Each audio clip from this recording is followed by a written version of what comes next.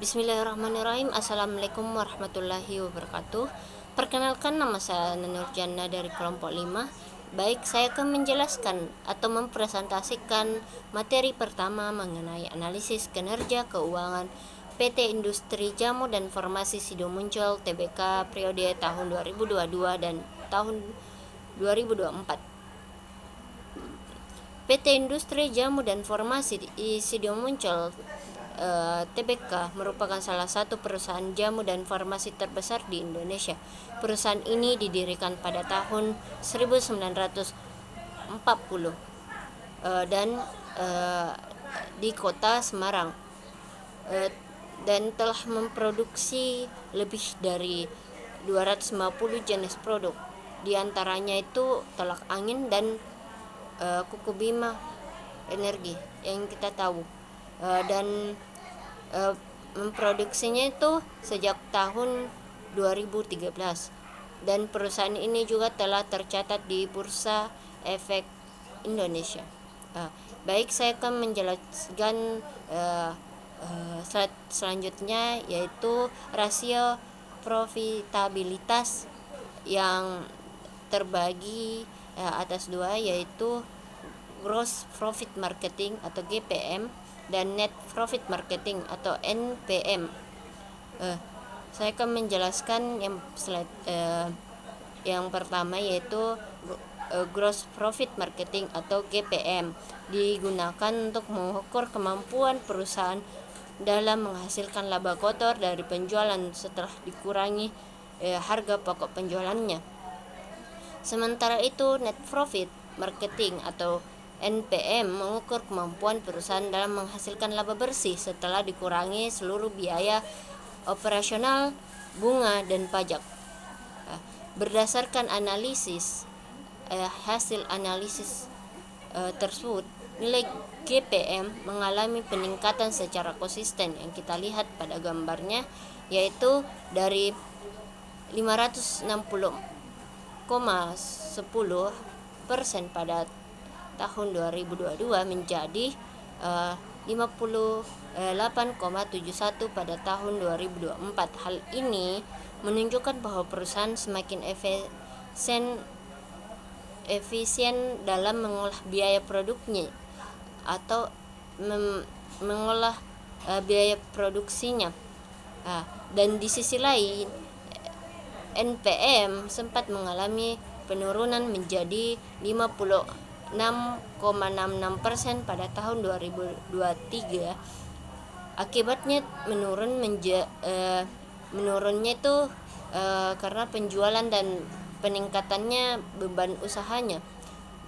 Namun pada tahun 2024 NPM kembali meningkat menjadi 29,88%, sehingga menunjukkan bahwa kemampuan perusahaan dalam menghasilkan laba bersih telah membaik. Slide selanjutnya, yaitu return on atau ROI, dan yang kedua itu return on equity atau ROI.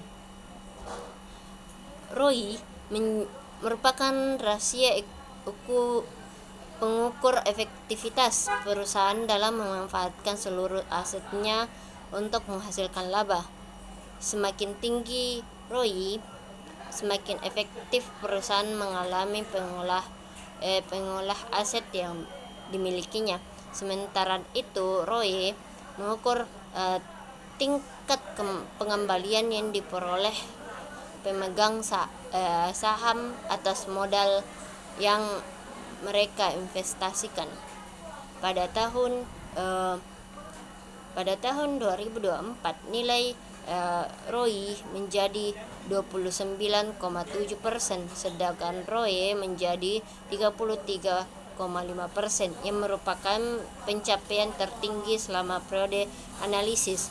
Selain itu, nilai finansial legal juga terus menurun dari 1,17 kali menjadi 1,13 kali, yang menunjukkan bahwa ketergantungan perusahaan terhadap utang semakin rendah dan struktur modalnya semakin kuat. Dan slide selanjutnya, rasio aktivitas yang terdiri atas total aset turnover atau TATO dan earnings per share atau EPS. Total aset turnover atau TATO digunakan untuk mengukur efektivitas perusahaan dalam memanfaatkan aset dimiliki untuk menghasilkan penjualan. Sementara itu, earnings per share atau EPS menunjukkan besarnya laba bersih yang diperoleh untuk setiap lembar saham yang beredar. Hasil analisis menunjukkan bahwa nilai TATO meningkat menjadi 0,99 kali pada tahun 2024, yang berarti pemanfaatan aset merupakan semakin efektif. Selain itu, nilai EPS juga meningkat menjadi 39,07 per saham, yang merupakan nilai tertinggi selama 3 tahun terakhir. Hal ini menunjukkan bahwa keuntungan yang diterima oleh para pemegang saham juga mengalami peningkatan. Demikian penjelasan dari saya mengenai profit singkat PT Industri Jamu dan Farmasi Sido Muncul Tbk. Rasio profitabilitas yang meliputi gross profit marketing atau GPM, net profit marketing MPM, return on investor atau RIO dan return on goals atau ROE, serta rasio aktivitas yang terdiri dari total asset turnover atau TATO dan earnings per share atau EPS. Baik, selanjutnya teman saya akan menjelaskan dan selanjutnya saya serahkan kepada pemateri kedua. Sekarang kita masuk ke Return on Investment atau ROI dan Return on Equity atau ROE yang dianalisis menggunakan pendekatan DuPont. Pada slide ini, kami menggunakan pendekatan DuPont untuk melihat faktor-faktor yang mempengaruhi Return on Investment atau ROI. Dalam metode ini, ROI diperoleh dari hasil perkalian antara net profit margin (NPM) dengan total asset turnover atau TATO. Artinya, semakin tinggi margin laba dan semakin efektif perusahaan itu memanfaatkan asetnya, maka ROI juga akan semakin baik. Pada tahun 2022, ROI berada pada kondisi yang cukup baik karena didukung oleh NPM sebesar 28,58% dan TATO 0,95 kali. Kemudian pada tahun 2023, ROI itu mengalami penurunan. Hal ini disebabkan oleh turunnya NPM menjadi 26,66% serta TATO menjadi 0,92 kali, yang menunjukkan adanya penurunan efektivitas operasional dan pemanfaatan aset. Namun pada tahun 2024, ROI itu kembali meningkat dan menjadi yang tertinggi selama 3 tahun terakhir. Peningkatan ini didorong oleh naiknya NPM menjadi 29,88% dan TATO menjadi 0,99 kali, sehingga dapat disimpulkan bahwa perusahaan berhasil meningkatkan efisiensi operasional sekaligus penggunaan asetnya. Jadi materi selanjutnya itu economic value atau EVA. EVA itu digunakan untuk mengukur apakah perusahaan benar-benar mampu menciptakan nilai tambah ekonomi setelah memperhitungkan biaya modal. Jika nilai EVA positif, berarti perusahaan tidak hanya memperoleh laba, tetapi juga memberikan nilai bagi pemilik modal.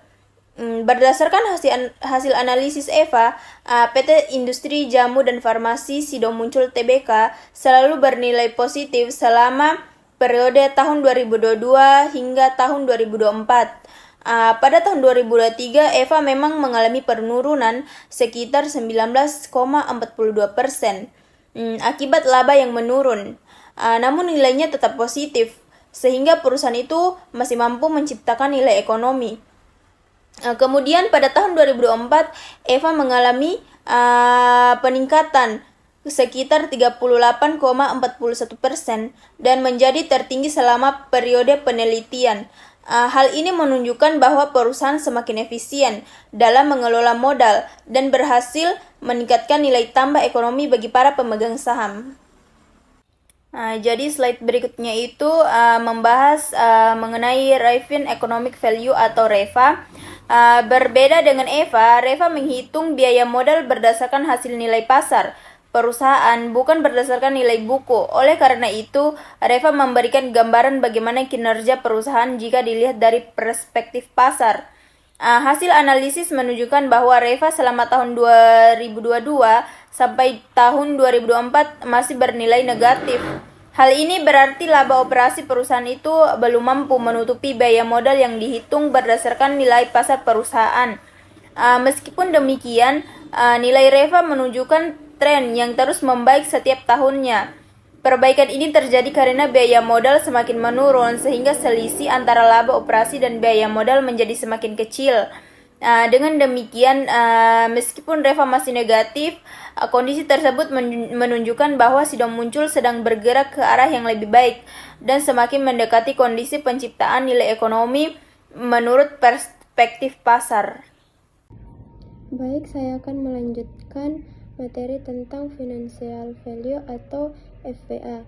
FVA mengukur nilai tambah finansial dengan pertimbangan kontribusi seluruh aset terhadap laba operasi.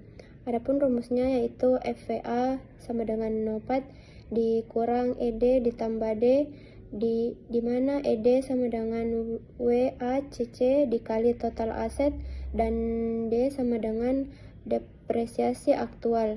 FVA positif menunjukkan penggunaan aset yang efisien.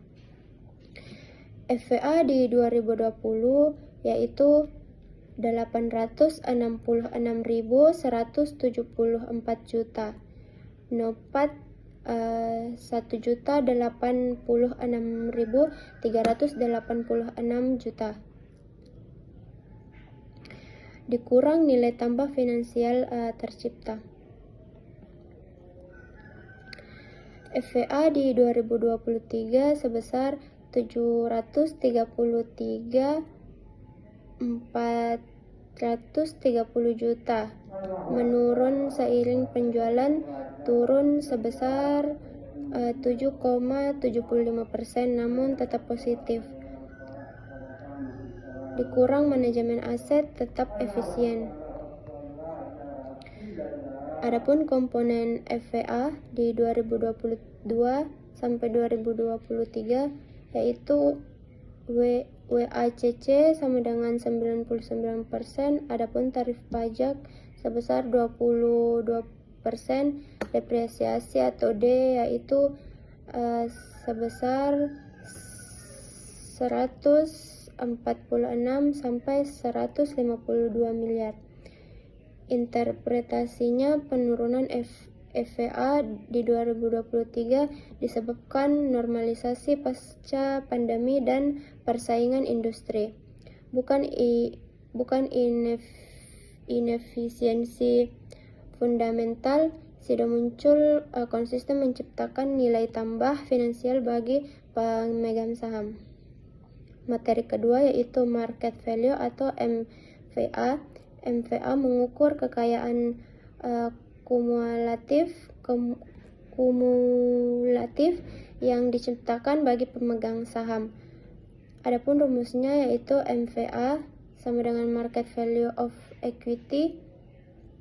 MVA positif menunjukkan pasar menilai perusahaan di atas modal yang diinvestasikan. MVA di 2022 yaitu 8.110 miliar. Harga sahamnya yaitu sebesar 754.000 dikali 15 miliar lembar sama dengan FMVE yaitu 11.175 miliar. MFA di 2023 yaitu sebesar 6.992 miliar, turun menjadi 1.118 miliar seiring penurunan harga saham ke 685. MVA di 2024 sebesar 5.445 miliar, masih sangat positif meski harga saham turun ke 595. Dikurang pasar tetap menilai Sido di atas modal investasinya. Dan materi terakhir yaitu analisis kesehatan keuangan melalui metode CAMEL. CAMEL mengevaluasi kesehatan keuangan melalui 5 aspek, yaitu kapital, aset, manajemen, earning, dan liquidity atau likuiditas.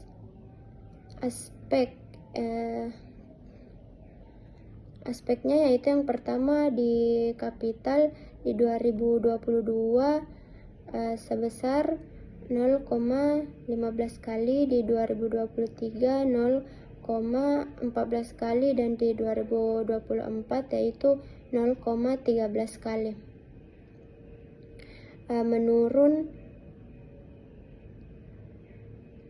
Menurun dan utang berkurang.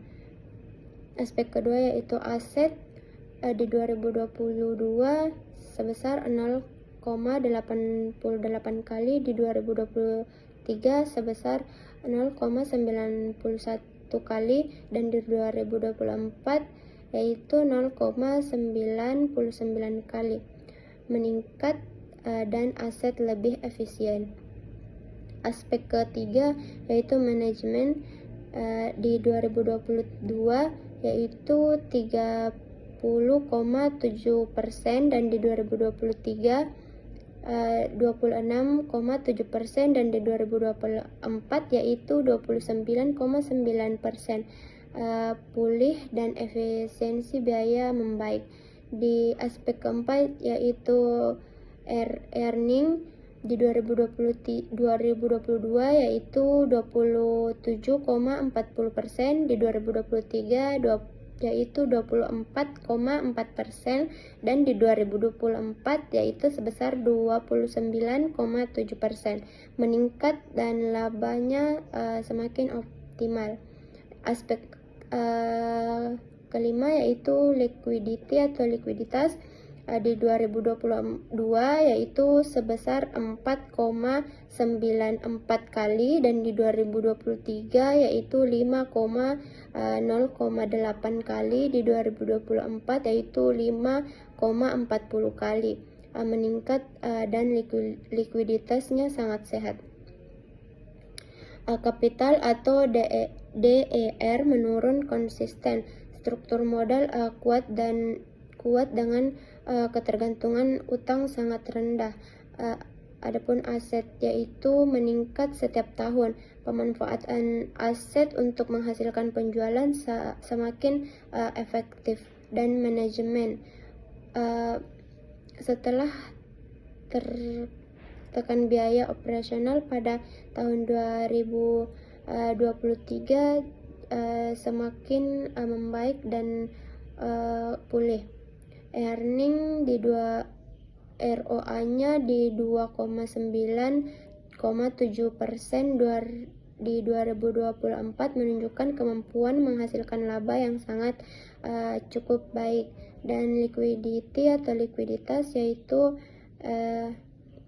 current rasionya yaitu 5,40 kali, kurang kemampuan memenuhi kewajiban jangka pendek